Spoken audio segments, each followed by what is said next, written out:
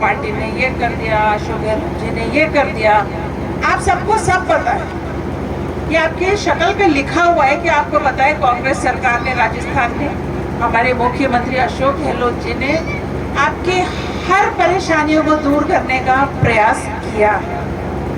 अभी लेटेस्ट आपको पता है सबको स्मार्टफोन मिल रहे हैं ताकि हमारी महिलाएं भी बच्चियां भी टेक्नोलॉजी से जुड़े।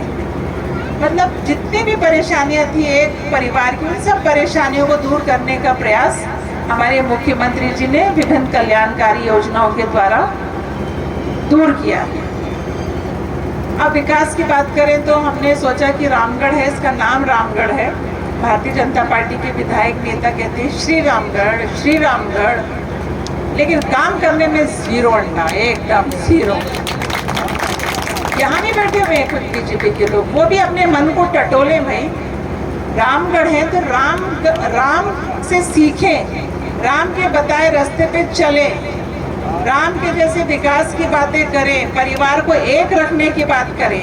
राम जी 14 साल का वनवास गए थे ना, पिता की आज्ञा थी, पिता को वरदान पूरे करने थे। उन्होंने बेटे से कहा, रोए परेशान हुए, लेकिन बेटे ने कहा, मेरे पिता ने कहा मैं इस बात को मानूंगा ताकि हमारा परिवार एक बना रहे। ये कांग्रेस की विचारधारा है देखिए कि हमें पूरे परिवार को, पूरे इलाके को, सभी समाजों को हमें एक रखना है। और भारतीय जनता पार्टी बांटो, हिंदू मुस्लिम में बांटता, जहाँ सब हिंदू है वहाँ जातियों के हिसाब से बांटता। वो अंग्रेजों ने राज हमारे देश में इसलिए किया था क्योंकि उन्होंने फूट डाल दी थी विभिन्न रियासतों में, और वो चुपचाप चोर की तरह हमारे धीरे धीरे हमारे देश में घुस आए थे और खूब लूट के लेके गए हमारे देश में, और एंड में भी जहर डाल के गए हमारे देश में। ये जो जहर अभी तक थोड़ा थोड़ा चल रहा था आरएसएस के माध्यम से, अब निकल के पड़ गया है। आपके भी कस्बे में हैं ऐसे लोग जो घर घर घुस के ऐसी पट्टी पढ़ाते हैं, आपके अंदर जहर भर देते हैं, और आप सोचते हो ये इतना जिम्मेदार आदमी है, ये जो बोल रहा है तो सच ही होगा, ऐसे गलत तो नहीं बोल रहा होगा। क्यों भाई देव पटेल जी, क्यों भी कृष्ण सोलंकी जी, ऐसा है कि नहीं है बताइए। आरएसएस के लोग क्या करते हैं? आरएसएस के लोग चुपचाप मोटरसाइकिल में घूम के, साइकिल में घूम के बीजेपी का प्रचार करते हैं, और उनको भी ऐसे ही पाठ पढ़ाया हुआ है पता नहीं कौन सी शाखाओं में या कहाँ पर, कि बस वही भारत की चिंता करते हैं और हम और आप तो करते ही नहीं हैं। देश आजाद हुआ,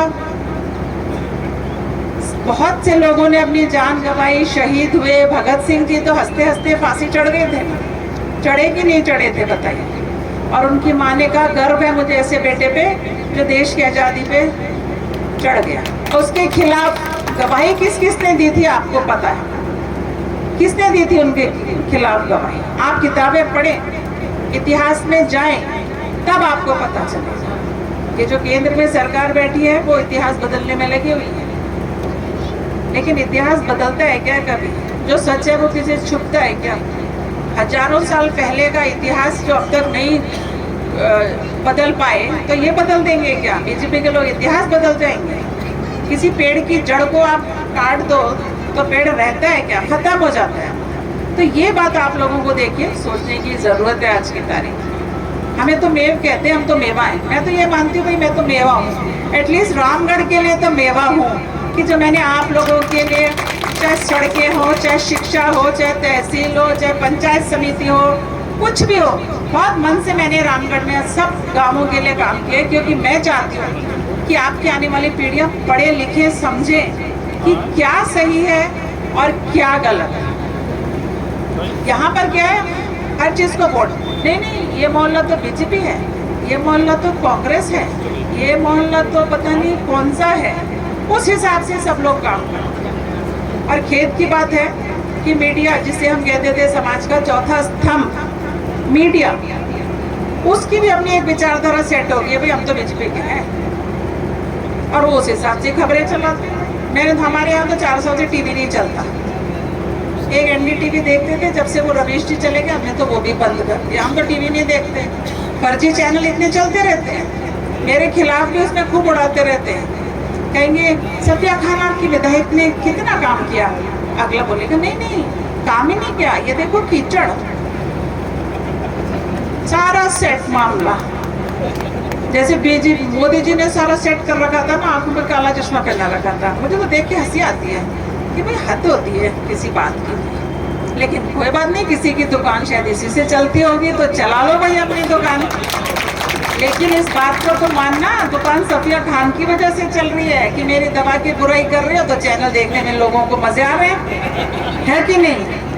तो भाई चला लो भाई, मुझे भी आपकी परिवार की चिंता है, खूब बुराई कर लिया करो मेरी। तो यहाँ के जिन्होंने चुनाव लड़ा था सुखवंत जी, उनके पेज पता नहीं कौन संभालता है, कहते हैं झूठी विधायक झूठी विधायक। मैंने कहा इसको पता नहीं है कि इस पे धारा लग जाएगी, एक विधायक को आप झूठी नहीं कह सकते। क्यों भाई थानेदार जी कहाँ गए? पूछो आप नहीं कह सकते, ये भी नियम कायदे। मैं चाहूँ तो उनके खिलाफ एक मुकदमा दर्ज करा सकती थी। फिर मैंने कहा देखो कम बुद्धि के लोग कुछ भी लिख सकते हैं, पता नहीं कौन मैनेज कर रहा है उनको पेज। मुझे नहीं लगता सुखवंत जी को अपना पेज मैनेज करना आता होगा, कर रहा होगा कोई व्यक्ति, कोई बात नहीं, मैं क्या सोच, कोई तो करता है अपना पेज मैनेज ना। मैं तो नहीं बोल रही कौन करता है, लेकिन कोई तो करता। तो मेरा ये कहना है कि वोटों से हटके भी एक दुनिया है, वोटों से हटके भी एक जिंदगी है जिसके बारे में हमें सोचना है। अब ये पिछले 20 सालों में जो हमारे देश में हुआ, इतने मनमुटाव, ये हमारे देश को खड्डे में लेके जाएंगे नहीं। आप अपने परिवार की चिंता करो, बच्चों को पढ़ाने की चिंता करो, बच्चों को एक अच्छा सेक्युलरिज्म के बारे में बताओ, क्योंकि ये तो भारत देश है। देखिए भारत में सभी धर्म के लोग, सभी जातियों के लोग रहने वाले, कोई कहीं नहीं जाने वाला। इस बात की तो गांठ बांध लो आप लोग, कोई कहीं नहीं जाएगा। मन करे तो प्यार से रह लो, और मन नहीं करता है तो भिड़ते रहो आपस में। वरना मैंने देखा है जंगलों में इतने जानवर भी रहते हैं लेकिन आपस में भिड़ते नहीं है, वो आराम से रहते हैं, कोई अननेसेसरी किसी को परेशान नहीं करता। और ना उनको बोलने की, इस तरह की बातें करने का ऊपर वाले ने दिया है। ये इंसानों को दिया है तो मुंह से अच्छी बात निकालो भाई, फूल बरसाओ, ये जहर क्यों उगलते रहते हो? मेरी समझ से ये बात बनी। मैं भी 1 महीना के कोई ऑफिशियल टूर पे अमेरिका कनाडा जाके आई थी। तो कनाडा में मैंने देखा, जहाँ जाऊँ मुझे तो आप लोगों के सिख समाज के लोग मिले भाई, मॉल में, सड़क में, मेरे टैक्सी चलाने वाले MLA मिल गए। वहाँ का होम मिनिस्टर ही सिख समाज का व्यक्ति है। आप बताओ, पता है आपको? पता है आपको? पता है कनाडा का कौन है मंत्री, कौन है वहाँ? 5-6 तो MLA है। कैलगरी का MLA 31 साल का है, हरविंदर, हमारे साथ ही था मीटिंग में। बताओ, तो ये लोग जब वहाँ जाके MLA बन जाते हैं, वहाँ कोई भेदभाव इनके साथ नहीं करता है, तो यहाँ रह के हम तो हिंदुस्तानी है, हमारे साथ कैसा भेदभाव भाई? बताओ आप। सऊदी अरेबिया जाओ, दुबई जाओ, कतर जाओ, दोहा जाओ, इंग्लैंड जाओ, अमेरिका जाओ, क्या हिंदू समाज के लोग माने जाते हैं भाई? जाते हैं ना। इंग्लैंड अंग्रेज राज करके गए 250 साल, फिर क्यों जाते हैं? ये अपना भारत भारत का RSS के लोग जो गाना गाते हैं, क्यों इंग्लैंड में जाके नौकरी और पाउंड कमाना उनको अच्छा लगता है? जरा पूछो इनसे, इनके पास तो कोई जवाब नहीं है। RSS के लोगों के पास है क्या? क्यों जाते हैं अंग्रेजों के देश में?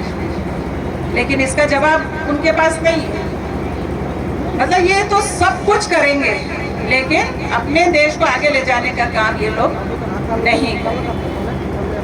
झूठ की बुनियाद पे तो देश आगे बढ़े ऐसा संभव नहीं है। आप लोग इस बात को समझिए।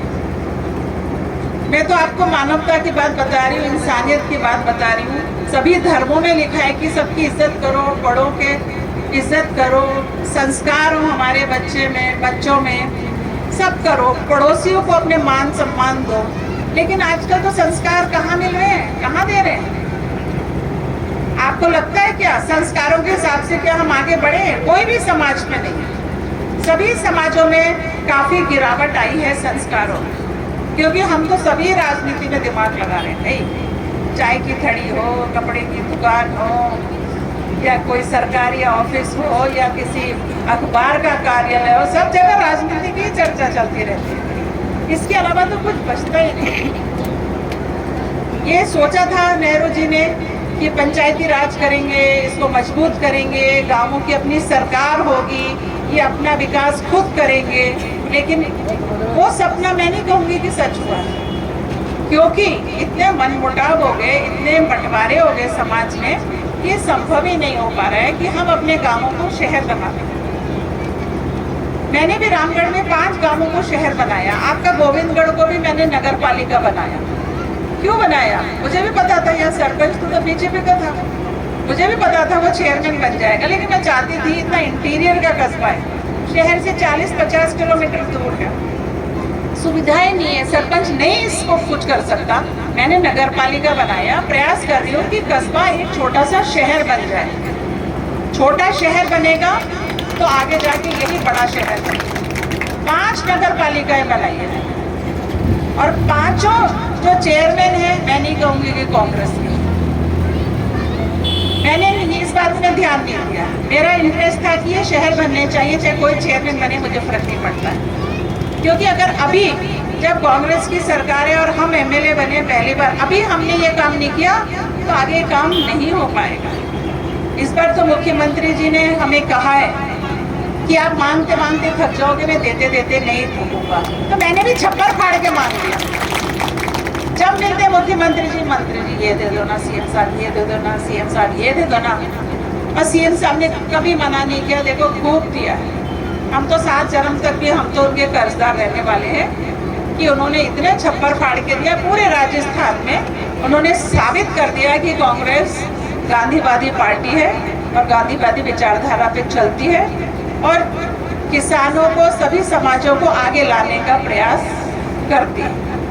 तो मैं तो धन्यवाद दूंगी कांग्रेस पार्टी को और हमारे मुख्यमंत्री अशोक गहलोत जी को, जिन्होंने मुझे यहाँ से विधायक बनाया। मुझे भी मालूम है आगे चुनाव आ रहा है, डायरेक्ट फाइट होने वाली है, ऐसा कुछ नहीं है, क्योंकि वोट सिर्फ विकास के नाम पे तो जनता नहीं देती है आजकल, ऐसा तो नहीं होता है। पिछली बार भी मुख्यमंत्री जी ने बहुत काम किए थे, लेकिन हम नहीं जीत पाए थे, हम सरकार नहीं बना पाए। तो ये तो आपको निर्णय करना है कि आपको ऐसी सरकार चाहिए जो आपके भविष्य के, आपके बच्चों की चिंता कर रही है, या ऐसी सरकार चाहिए जिसके दिमाग में खुराफाती भरी हुई है और जो सिर्फ विनाश की बात कर रहे हैं। ये आपको सोचने की जरूरत नहीं। हम तो जीतेंगे तो आपके लिए फिर और बड़ी बड़ी योजनाएं लाएंगे, काम करेंगे, ये करेंगे और सोचेंगे कि क्या लाना है, गोविंदगढ़ को और आगे कैसे बढ़ाएंगे, एजुकेशन में हम क्या काम करें आपके, वही हम सोचेंगे। और चुनाव नहीं जीतेंगे तो शादी ब्याह में आपके आएंगे, घूमेंगे, आराम से बैठ के गपशप मारेंगे, अपने घर जाएंगे। इस 2 के अलावा तीसरा तो कुछ होने वाला नहीं है, इसके अलावा तीसरा तो कुछ उपाय ही नहीं है। तो राजनीति में नेताओं को चुनाव हारने से और जिंदगी में इंसान को मरने से डरना नहीं चाहिए भाई। मैं तो इस बात को मान के चलती हूँ, राजनीति में सब संभव है और परीक्षा इसमें हम देते हैं, लेकिन हमारे को नंबर देने का काम तो जनता ही करेगी। अब ये आपको सोचना है कि हमने मेहनत करी है, इतना करा है, तो मुझे 100 में से 90 नंबर दोगे या 9 नंबर दोगे?